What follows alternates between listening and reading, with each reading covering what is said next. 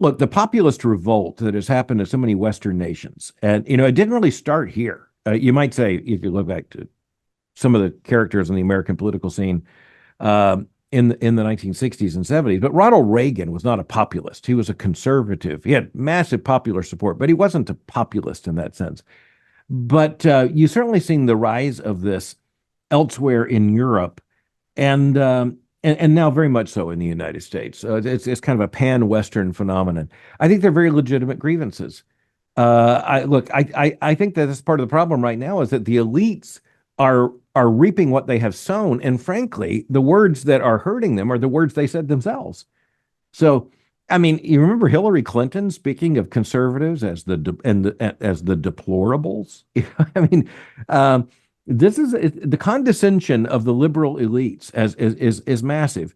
You also have, quite frankly, a lot of the blue states in the United States, and those are the more liberal states that vote Democratic. They consider the red states to be flyover country.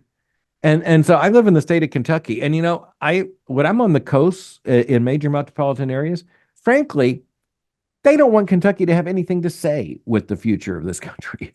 That's why the liberals are very frustrated with the United States Senate, because Wyoming has two senators and California has two senators. And, so Wyoming actually has a constraint on California. Well, they don't like that, even though that's an essential part of the American constitutional order.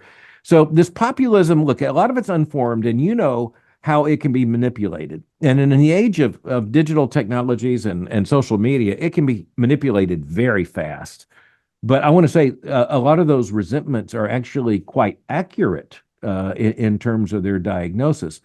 One of the problems with populism is its resentments are often valid, but it lacks serious proposals to fix the problem they complain about. And so that's where you actually have to have someone show up with policy.